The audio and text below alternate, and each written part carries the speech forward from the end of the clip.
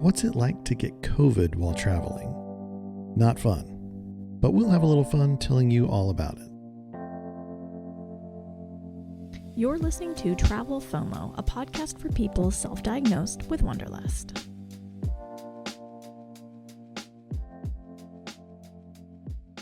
Welcome to the Travel FOMO podcast. My name is Jamin Houghton, and I am here with the person who doesn't ever get COVID. Somehow, My wife, Hillary. I just can't seem to test positive. No, you get sick, but you've never tested positive, not once. Yeah, that's so weird for us too. Yeah, it's a little strange. Yeah, well, I'm sure we'll learn a lot of things about COVID over the next couple decades.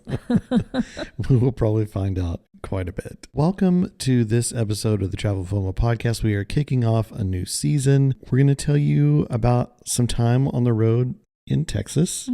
That is not the way that we intended it to be. True. But we did end up in Bastrop State Park, a little time in College Station. But those don't really matter much at all because we didn't actually do anything there. Not one thing. We didn't experience them. No, we were full isolation mode in COVID. And Yeah. it was back in 2022. Yep. So that's kind of significant because COVID was a little more severe. We didn't know as much about it. Yeah. And it was still very much masks everywhere and isolate and things like that. But it was crazy times before we finally ended up getting better and moving on to Marfa. That's right. So we have a little bit more to tell you about Marfa. But really the interesting part is like traveling while you have COVID. Yeah. Like we had no other option. We didn't have a home to go to. Right. Yeah. We had to stay on the road because the road was our home. And how do you isolate on the road? Yeah, exactly. Very surreal. Very one of those scenarios you're like, okay, all right, we're doing this. Well, we hope you guys had a wonderful Christmas and are really enjoying this fresh new start to the year.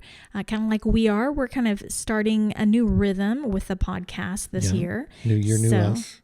We're kicking off a new season called Middle of Nowhere, and these are places that are literally in the middle of nowhere in the U.S., guys. Some of them are places where you can get away from it all and find some seclusion. The one exception would be Vegas. It is in the middle of nowhere, but maybe not exactly a place you go to hibernate. Yeah, this will be a very dry season. Oh, yes. There's a lot of deserts, a lot of high deserts, cave or two thrown in there. But not a lot of water. Yeah. It did make us love the deserts, though. I will say, like, some of these upcoming episodes really gave me appreciation for desert life. I will say that is one thing about wanting to travel kind of everywhere and see the really popular places in the U.S. is it forced us to go to places that I wouldn't necessarily pick. Mm-hmm. And when you have limited time to travel, you want to make the most of it. And so you kind of play the hits. Right. You're not willing to take any chances. Right. But this gave us the opportunity to go some places that we might not have otherwise gone and really find out that there's some cool stuff out there. Exactly. Some of the other changes that you guys will see with the podcast and video blog is that we are now releasing on Sundays. So you are going to see us get out a new episode every other Sunday. And it's really better for you guys whenever it's all said and done. If you're like us, you really enjoy binging YouTube on Sundays. Yeah, Sunday's YouTube day, right? We love that. We so love to do that with some of our favorite YouTubers. And so we think that you might appreciate this new cadence. And, you know, it's probably not going to be a bad thing for us either. So to release on the weekend. So you'll see new content coming out.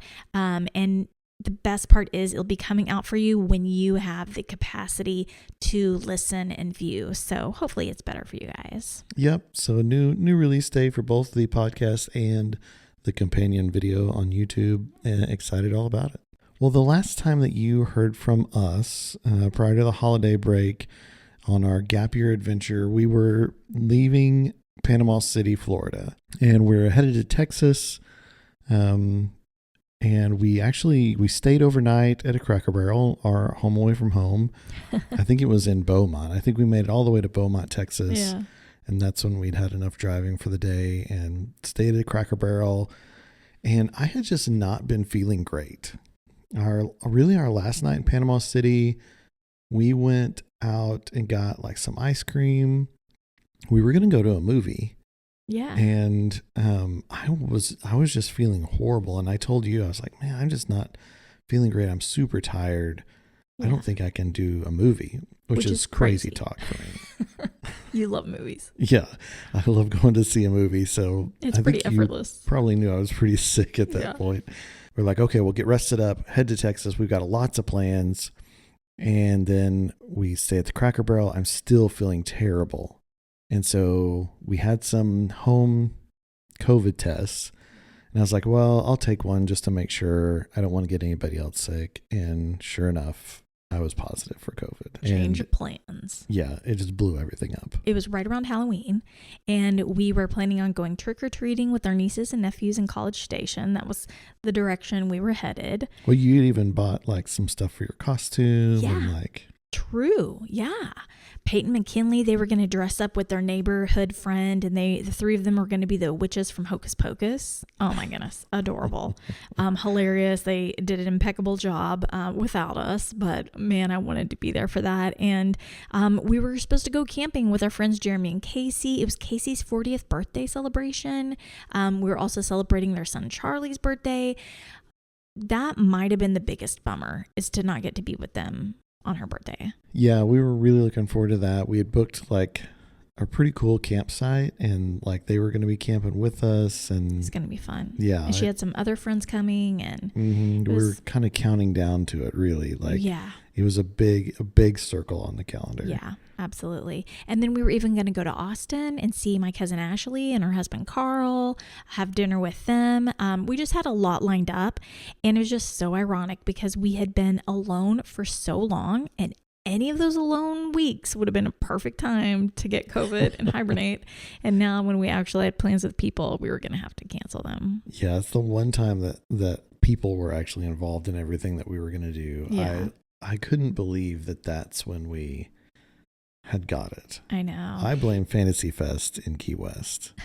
You're probably right.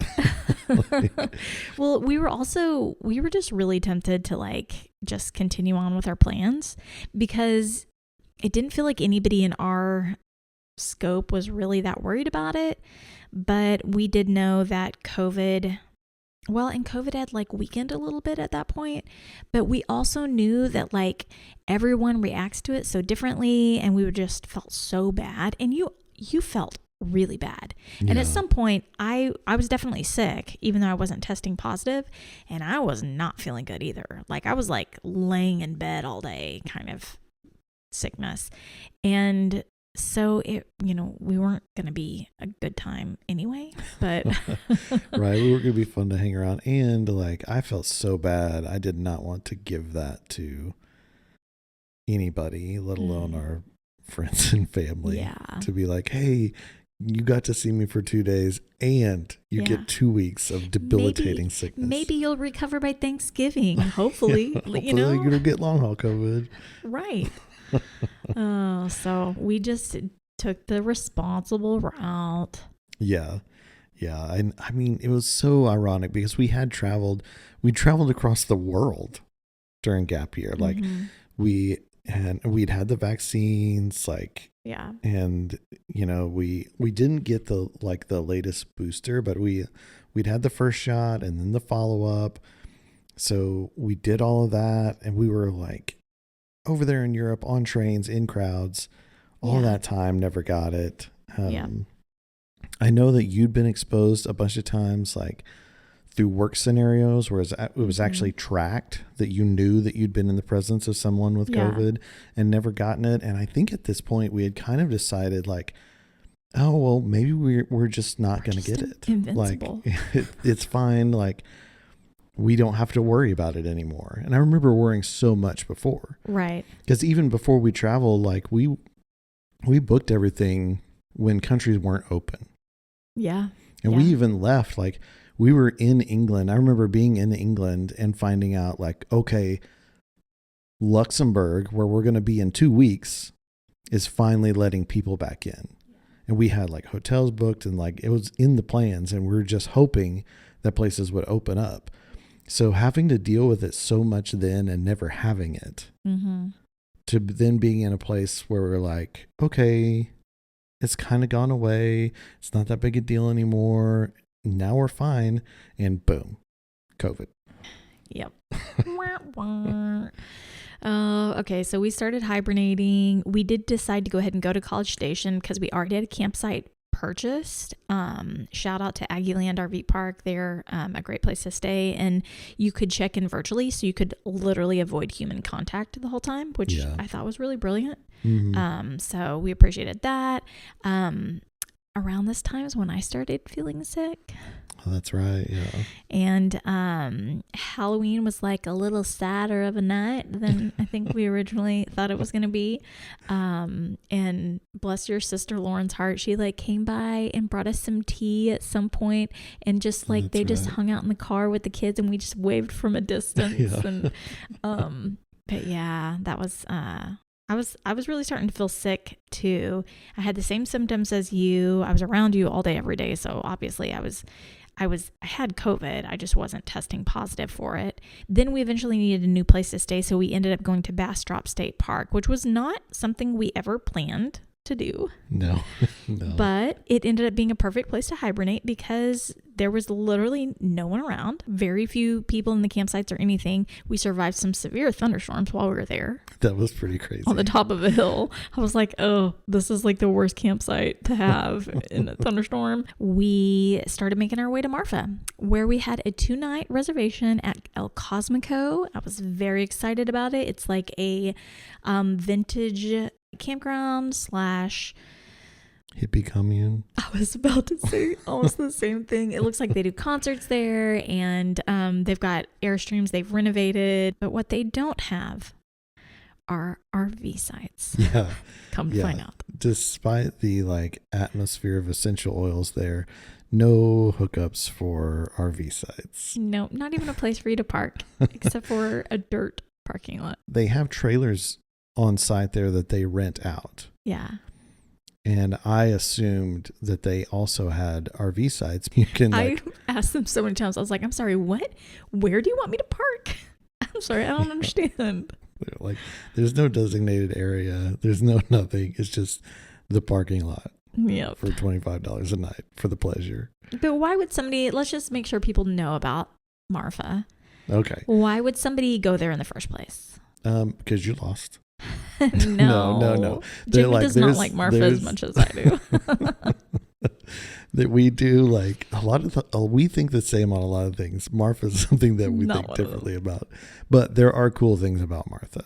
It's practically kind of a ghost town, and it's out in West Texas, and you get this weird mix of desert and art.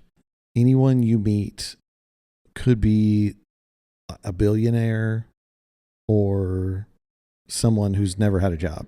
Like it is just so, and the buildings are the same sort of mix of like, it's their old buildings that some are about to fall down and some have been like turned into art galleries, and they're right next to each other and they kind of look the same from the outside. A lot of old movies were filmed there. It's got that West Texas desertness to it that can be really, really cool. Prada, everything is very run down, and nobody, like, that's the point. Right. Like, there's no intention of painting that wall, or there is no intention of remodeling anything. It'll look great on the inside, but on the outside, they'll let it rot. Yeah. They just let it be what it is, and it's got sort of this World War II era ness to it. Even like the hotels and things like that, they let them stay old and vintage and cool. And Prada has an art exhibit out there. Prada Marfa has a storefront, basically like the windows of a storefront out in the middle of nothing.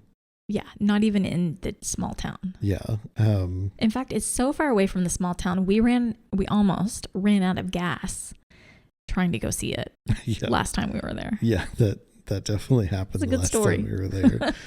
And then there's like the Marfa Lights, which some people on this podcast think that they're UFOs or aliens. Well, since BBC covers it, yeah, I think so. The BBC doesn't attest that they're aliens. Well, they talk about it being a pretty real thing.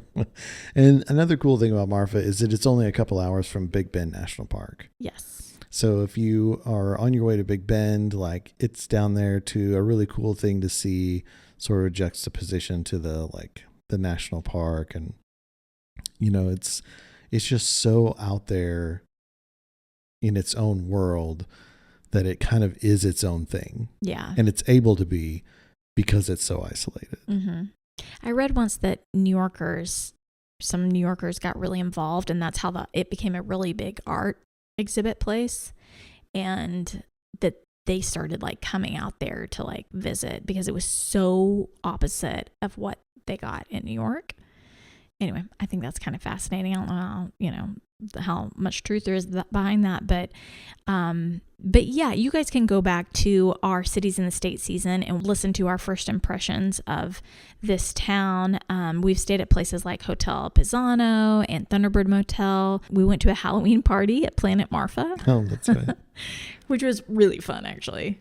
It's pretty different. Cool. That was fun. It's kind of this like... It's a hodgepodge of different buildings. Yeah, it's like a patchwork. It's like a patchwork quilt of bars. It is. Because there's like a big tiki bar in the middle, and there's a bar off to this side and a bar off to that side. There's a bus in there that you can go sit in, like, there's with like tables in it. Like a teepee. A teepee with an underground bar. And it's just this wild like mixture of bars all in one spot. It is.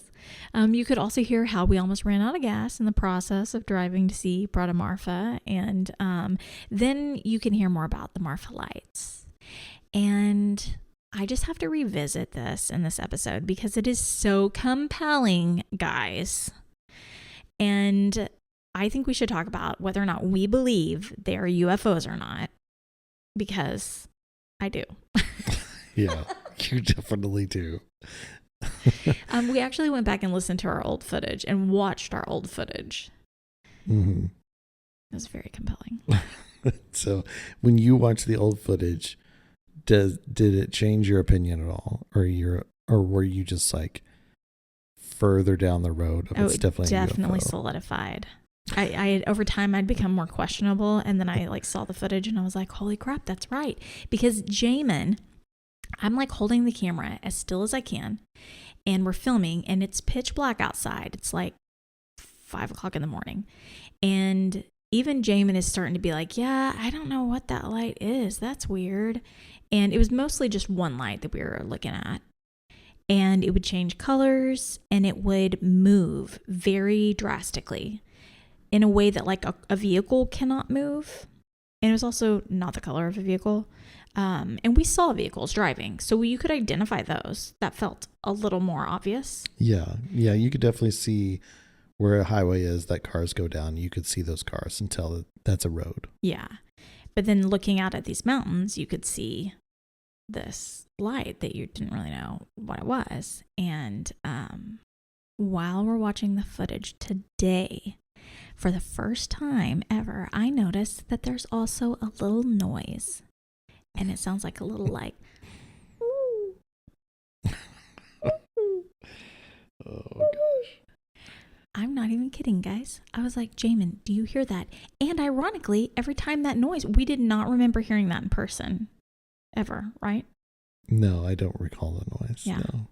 And when we're watching this today, I'm like, that sound happened. And every time it would happen, even though I wasn't hearing it with my ears, I guess, like in person, I was reacting, and I was like, oh my gosh, like, and I think I was reacting also to what the light was doing, because you can't always see exactly what the light is doing because the camera can't stay focused on it because it keeps moving. Yeah. Why don't you describe the lights?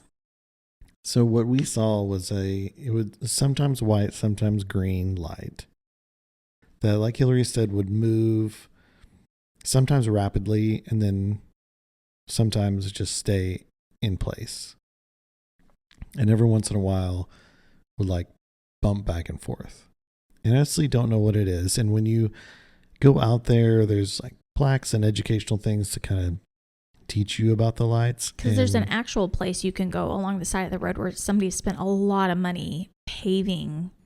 Yeah, there's like a visitor center. Yes. Basically, with like bathrooms and a parking lot and all the things. Yeah. And it looks out over where you see the lights from. And that's where we took this footage from, was from that observation area. And they do say that like cowboys saw lights there in the 1800s, which is a lot harder to explain. So I don't know what they are. But I think there's a lot of room between car and alien. I think there's other explanations to be had somewhere in there. I know. I would love to hear them. Go for it. I tell you what, let's put the footage on our YouTube video. Okay. People can go watch it, and then they can leave in the comments what they think that it is. I would love that. Let's do that. Okay. Done. Okay.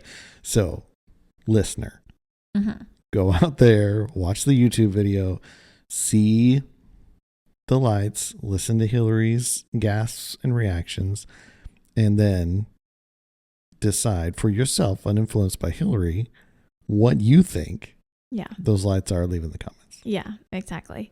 And I do want to explain that like some of the things you're going to see is I'm holding this camera, and I wanted to make sure Jamin was seeing what I was seeing. So this might have been your idea. You're like, I'm going to say what I'm seeing, and you tell me if that's what you're seeing. Yeah. And so you would say like, okay, it went straight up. And it's like, yep, that's what I saw. It went straight down. Yep. It bounced. It's moving now. It's moving again. And those were the same things that I was seeing. So it was confirmation that I wasn't crazy. And when I say like this light was going like straight up, I mean like a half a mile high. Like it was going way up and then it would drop way down. Not the kind of thing that like, as nice a vehicle as I feel like I get to drive nowadays, my vehicle still can't do that. So anyway, I just think it's fascinating. It was really interesting. And the lights are far enough away that like depth perception is an issue. Like you can't really tell like how close or how far they are because they're at such a great distance. And so I don't know, it makes it all obscure and just hard to tell. Yeah. Okay. So we're going to put it out there on YouTube, but to kind of build some anticipation, I'm going to let you guys hear a little audio clip of us reacting to them.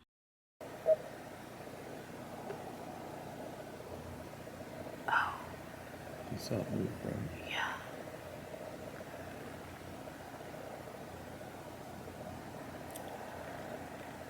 So it's moving again. It's for sure moving. Oh my gosh.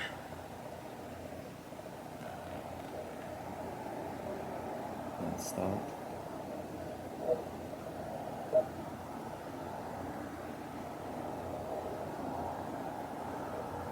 That's moving. Holy crap. Go check it out. And that was like, keep in mind, that was from our first time in Marfa several years ago.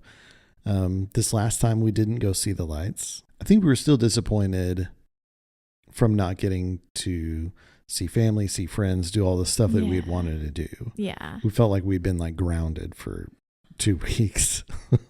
And then showing up to El Cosmico, realizing that our reservations just got us a place in the parking lot. Well, and there was no one else there. No, I think there was a white Sprinter van that also could not use the grounds. Right. They had to park in the They also parked in the parking lot. And we're not even talking about gravel. To be clear, we're talking about dirt. Yeah. And it no electricity hookups, no water hookups, and which made for a really cold night. Yeah. The bathhouses I was less than thrilled with. It's probably the worst part. Yeah. They were completely outdoors. And more so than an outhouse outdoors. Yeah. Yeah, just outside in the shower, A like stall. showers, same Yeah. way. I remember it being so cold and windy Yeah. taking a shower. And I was like, why did I ever come back to Marfa, Texas? Yeah. Did you take a shower? I don't think that I did. I did. Yeah. Well, did it get hot? No. Hot water? No. Yeah. That Cold sounds about water, right. cold wind, Yeah. outside Mm-hmm. in the butt crack of Texas. Oh man. We did have drinks at Hotel Pisano Mm-hmm. after they refused to let us have dinner there. Which is another mind-blowing thing, is that place is always, it's like the best place to go while you're there, but it's always closed for some reason. And they would let us have drinks, but they wouldn't let us order dinner. I thought that the hostess was joking. Yeah, I did too. Because I came up and I was like, hey, we're just wanting to have dinner, 2 of us. And they're like, oh, sorry, we don't have any more room. And I looked around and I'm like, a sea of empty tables. Yeah. And we were like, okay, well, we'll sit outside because they have all these great tables outside by this fountain. Yeah.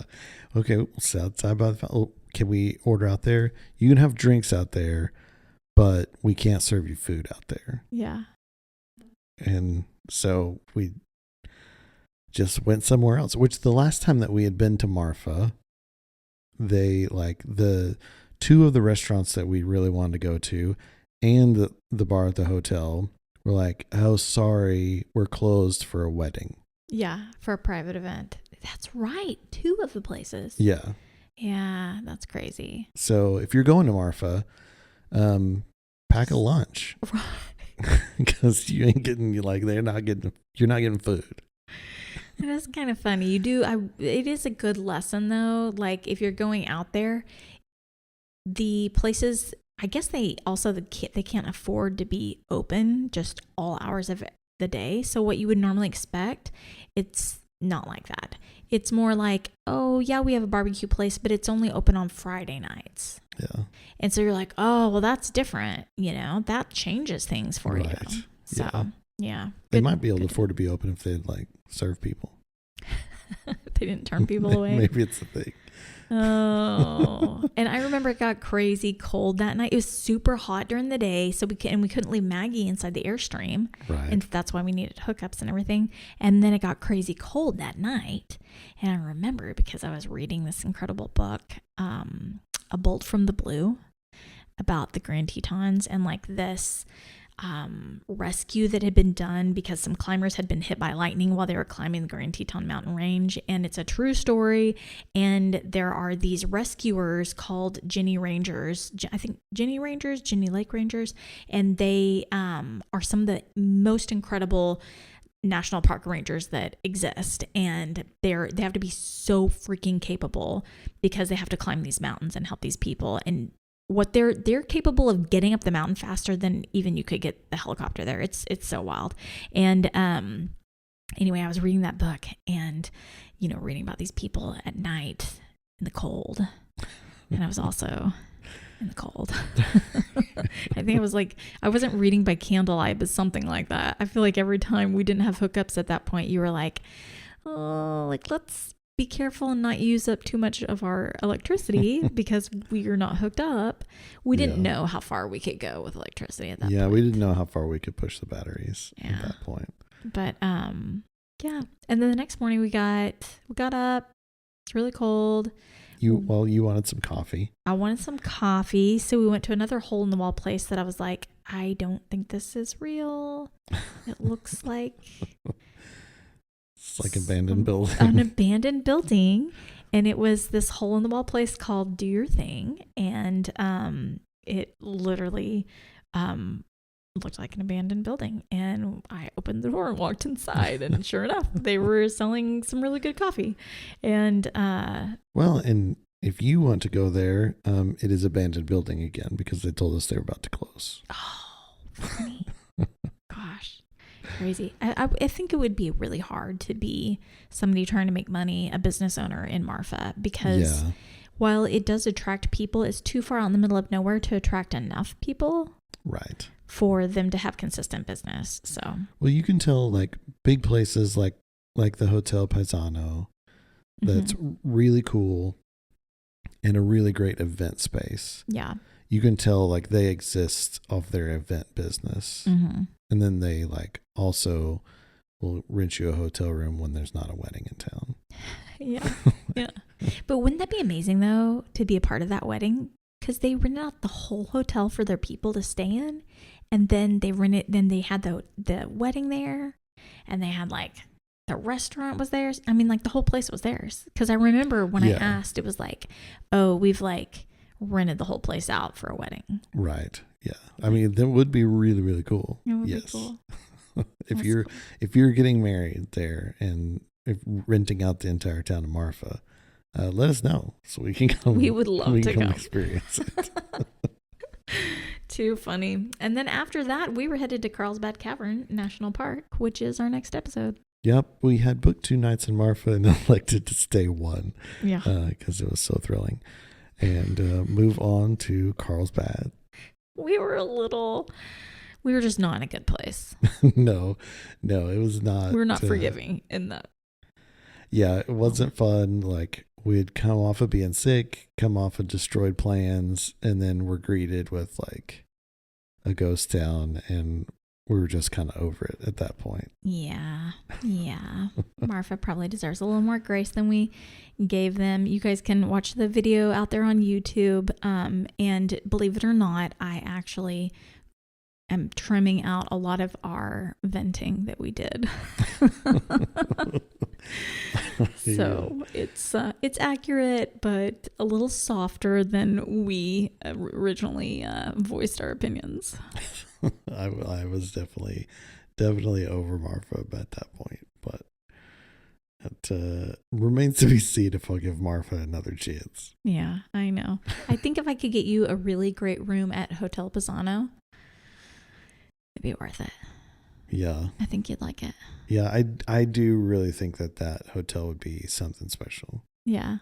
And relaxing. And it's dog friendly, so Maggie could come with us. Yeah. And we get one of those places with like the balcony that's completely enclosed with like a stone wall, and it's got its own fireplace. Well, and if we were going to go down to Big Bend again and be that close, I would go check it out again. You know? Big Bend is pretty amazing. Yeah, Big Bend National Park is definitely worth going to. Yeah. So if you go to Big Bend and then check out Marfa. Yeah. We should do Big Bend again just so we can like, I just want to like film it. I want to float down that river and do like a river excursion, like on a canoe or something like that. I think that would be really, really, I mean, it's gorgeous. Yeah. And so striking. I mean, it is like, whoa, the wall, that huge wall out there is just crazy. Something out of Game of Thrones. Every time I think about it, I'm like, yep, that's like the ice wall in Game of Thrones. It's crazy. It does really look exactly like that. Yeah. But that's not where we go next. Next up is Carlsbad Caverns. And it is also striking and very large. So you're going to hear a lot about that in the next episode. Yep, the first time that we had both been. So make sure that you are subscribed from wherever you watch or listen so that you can come with us. You can also connect with us on social media. We have Facebook, Instagram, and TikTok. And that's where we post a little bit of things from the past, but also a little bit of what we're doing now. So it's a great way to just keep in touch with what we're doing. That's right. And you can also reach us by email at travelfomopodcast@gmail.com. And you can drop us a line, send us a story, whatever you feel like. Okay, guys, don't forget that life is short. Wonder well.